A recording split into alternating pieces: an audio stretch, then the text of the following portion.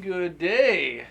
By the time a game reaches its second sequel, its chances for success are very low. The original creative team have long since left to pursue new projects, and the new guys probably have no idea what they're doing. By the time a beloved franchise gets bought out by EA, it's pretty much going to be quitance for that particular beloved franchise. But there are always exceptions to every rule, and so the moral of the story is always be exceptional, just like TimeSplitters Future Perfect. TimeSplitters Future Perfect was developed by Free Radical Design and published by EA Games on 22nd March 2005. Almost 20 years ago! This is the third game in the TimeSplitters franchise and was directed by GoldenEye 007 alum, David Dr. Doak. TimeSplitters Future Perfect is a true first-person shooter. Even though it was released in 2005, it had not strayed from what first-person shooters were meant to be. You got a proper health system that was the last gasp of the GoldenEye system. In short, the health bar is kept off-screen and only shows up when you get hit. You have a second bar for armor that, like with the health, only shows up when you take a hit. The game is pretty hard, but not annoyingly so. You cannot just shout, "Oh, Gorge is the first man to die," and charge with a pistol, but each level is not a slog either, and there are enough health and armor pickups that on normal difficulty, you should be able to beat the game without too much trouble, even if you are only a halfway decent gamer. In this game, you get a crap ton of weapons, and you can carry all of them at once, and they even have alt fire. Getting kind of radical there, Free Radical. And in addition to all of this, the devs go one step beyond. This is a game where you could be jumping to different time periods, and each time period will have its own distinct weapon set, and these weapons are not just carbon copies of each other either, and each will have their own strengths and weaknesses. My favorite weapon of the game is the Plasma Auto Rifle in the 40-watt range. It shows up during the Machine Wars levels and in the far future 25th century levels. Whatever it hits, it destroys, and doesn't need to be reloaded, and you should never leave the future without it. Each time period will also have its own flavor of enemies as well, and each time period will present its own unique challenges. The levels in this game are all distinct from one another, with the cyberpunk, 60s, and 90s levels being my favorites by far. The shooting is some of the best I have ever played on a console. The controls on the PlayStation 2 are so quick, responsive, and accurate, you would think you were using a bloody keyboard and mouse. Seriously, this is one of the few games where you can pull off headshots pretty easily. Yeah, you got auto-aim, but it only does so much. Free Radical also goes beyond the normal first-person shooter tropes of shooting demons, people, robos in the face. Here, you have puzzles in addition to objectives that you have to complete. When I got to these puzzles, I about had a heart attack because I'd never really seen anything like this in a game before. The puzzles work. They are legitimately puzzling, and they're not so hard that you'll just say screw it and watch a walkthrough. You gotta wonder why no one ever did this again, as these puzzles really enhance the gameplay and make the total game experience that much more fun. As this is a holy relic of the Machine God, this game features co-op, and I have played it co-op, and it makes an already transcendent game even more so. However, the puzzles are omitted from co-op mode, and I can kind of see why, as they would have been a devil to program. But it's still kind of disappointing, as doing some of the puzzles co-op would have been some great fun. At different points in the game, you will need to provide Overwatch to a certain character, and these segments are really fun as they don't go on over long and are not a cheap challenge and will keep you on the edge of your bloody seat until the certain character gets to safety or completes a mission. The boss battles in this game are a little bit of a letdown as they are far too easy. I never found myself dying in any of them, and if you know what you're doing, you can take them out in seconds. I think Free Radical really should have balanced them just a little bit better to make them more memorable. The game features vehicles, and they feel a bit like an afterthought as you don't drive them very much or very far, and the controls are a little floaty. Periodically in the game, you will have a buddy that will tag along, and they will draw aggro and sometimes even hit an enemy, but mainly they are there to enhance the story and for comedic relief. And that's the next part of the game that really stands out and makes this game a true holy relic. This game is pretty funny. The entire game is a Mel Brooks style comedy. For those too young or simply not exposed to the comedic works of Mel Brooks, he made films that laughed with tropes and not at them. Two good examples are Blazing Saddles and Spaceballs, with Blazing Saddles being the best of the best. In Blazing Saddles, the Western genre is parodied, but the characters and actual plot are taken seriously and are pretty bloody good, especially the friendship between Sheriff Bart and the Waco Kid. This concept is seen in this game. It's a true first-person shooter of the highest quality, but it uses humor to parody some of the first-person shooter tropes. You play as valiant defender of humanity Sergeant Cortez. He looks like a big badass, and is, but says some funny stuff, and some fun is had at his expense. But he is always treated as the hero and is never looked down upon or outright mocked. The overall plot of saving humanity from the evil TimeSplitters is taken seriously, but there are absurdist elements to be found that parody the typical save the world plot. Put simply, the game has got its cake, and it's going back for a few more pieces. This was the first game in the TimeSplitters franchise that I ever played. I had read about TimeSplitters in a gaming pamphlet at Hollywood Video around 2004/5, but I never took the plunge and played one of the games. It wouldn't be until 2009 when I saw a video on it by internet legend Mark Bussler of Classic Game Room that I would finally be compelled to pick up a TimeSplitters game, and I am so glad it was this one. The TimeSplitters series is one of evolution and growth. Weird, right? After completing TimeSplitters Future Perfect, I went back to the earlier games in the series. However, I was pretty disappointed with what I found. TimeSplitters 1 was very simple in comparison to TimeSplitters Future Perfect, and even though I bought the game in 2011, I was so disappointed with it that I didn't actually finish it until 2024. Now, I have to say this, TimeSplitters 1 has fast-paced shooting, tight controls, kick-ass music, fun levels. However, despite all of that, it lasts a grand total of an hour, and you do the same thing in each level. You collect a thing and return it to the start of a level. It's not a bad game, but compared to Future Perfect, it's pretty underwhelming. TimeSplitters 2 is unfortunately my least favorite in the entire trilogy. Now, before you burn me in effigy, it's not a terrible game, it's just not really for me. You see, in TimeSplitters 1, you had one objective. Now in TimeSplitters 2, you have a bloody million objectives. The levels are huge and sprawling, but you've got a million objectives, and the levels are large enough to get lost in, and sometimes the objectives are either hard to find or obtuse.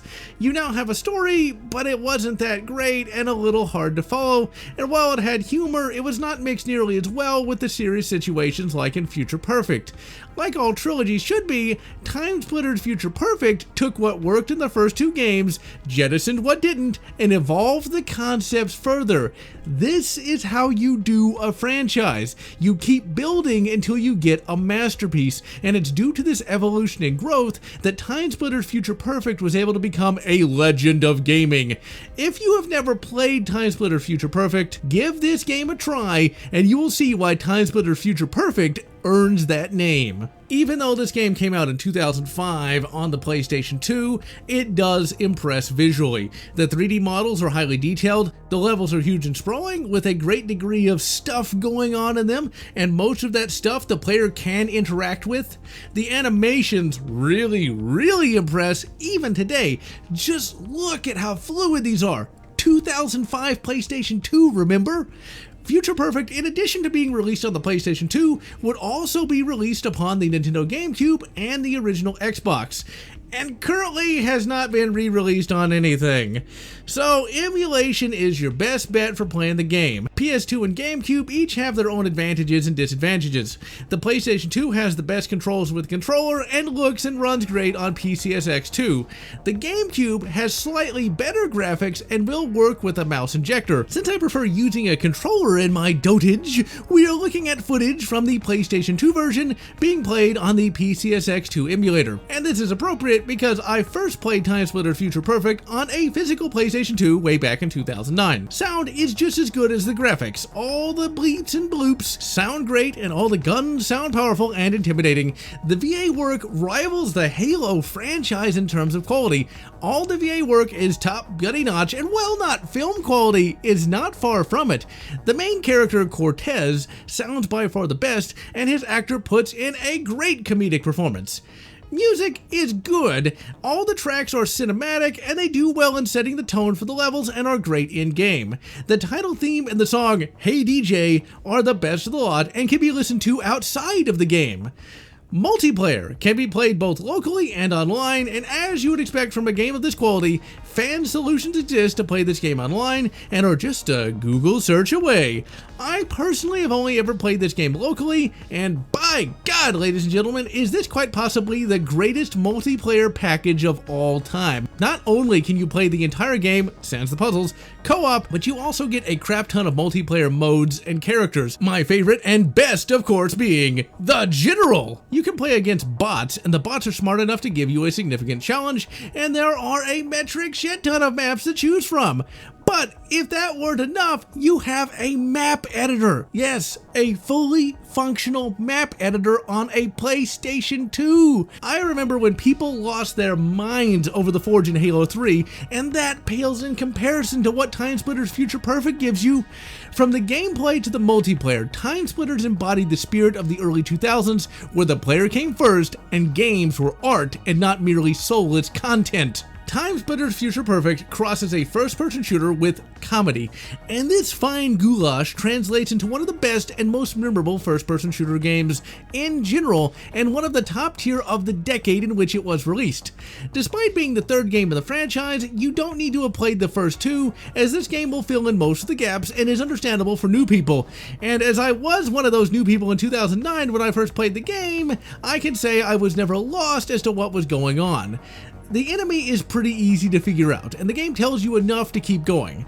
TimeSplitters are evil aliens that tried to wipe out humanity, but humans are holding on. Sergeant Cortez is returning to Earth with some time crystals for a time machine that will hopefully let him go back in time and destroy the TimeSplitters' time crystals, and end the war before it ever begins. The character Anya is your voice with an internet connection and will communicate with you as you go through a level, and she will have hints and will snark now and again as you fight. You start the game by going to the Roaring 20s, as you think you will find some crystals in that era. During each era, you will encounter characters from past TimeSplitters games, only this time they will have some actual character. The first dude you encounter in the game is the first character you could play way back in TimeSplitters 1. During each level, you will interact with past versions of yourself to deal with some kind of obstacle, and man, the writing here is the cream of the bloody crop, as there are very few logical flaws to be found. At the end of the first mission, you encounter a weird old guy in a high collar. He looks at you evilly and then time jumps, thus kicking off the plot for the game. For all of TimeSplitters Future Perfect, you are chasing this guy named Crow and trying to stop his evil deeds. Next mission has you going to the swinging 60s and teaming up with Harry Tipper and taking on a James Bond style supervillain named Kalos. He is in cahoots with Crow and is up to some fiendish deeds. This level is a callback to a TimeSplitters 2 level. We get some really fun shootouts in the evil lair and on the villain train. There's a bit here where you need to use your wrist gravity gun to pull a lever to get out of a gas-filled room, and I don't even want to think about how long that took me to figure out. Damn, I miss the 2000s. After the 60s, we go to the best decade ever, the 1990s, and meet up with JoBeth Casey. She was a character from the first game, and the entire next level is basically an updated and expanded version of the mansion level from the first game. The Brotherhood of Ultra Science is up to no good, and you gotta shut them down. JoBeth is a parody of Jill Valentine from Resident Evil, but it's an affectionate parody, and she is never annoying and pulls her weight throughout the level. This mansion level is remarkably creepy and can actually be a bit scary in places, and doesn't emulate 100%, but it's still playable. As you go down to the basement levels, we get some affectionate Doom 3 parodies as well, including an audio log with a supply cabinet code in it. My favorite part of the level is where Cortez has to fight ghosts with a ghost gun. Man, I want one of those.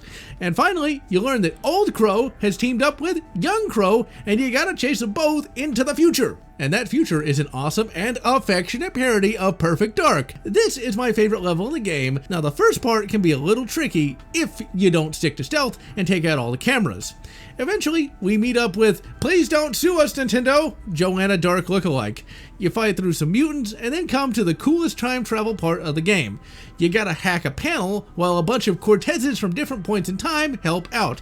This puzzle is a legitimate challenge and may take you a few times or 20 times to finally beat. The ending of the level is, and thankfully we are far enough in the video for me to say this, fucking hilarious. I gotta drop that F-bomb because it really is funny. So Cortez confronts Old Crow and literally tells him the entire plot of the game. Then Young Crow shows up with a time device and Old Crow escapes, meaning that Cortez is responsible for setting everything in motion. By God, I miss the 2000s. You go further into the future and fight during the Robot Wars. So now we got a documentary going on here. Cortez helps a robot defect, and now you got a robot buddy to help you fight. The Robro is a great character, and he will accompany you through to the end of the game, and is almost as funny as HK-47 himself. This level can be a little tough, but it's pretty doable regardless, and the boss fight at the end is a little too easy for my taste.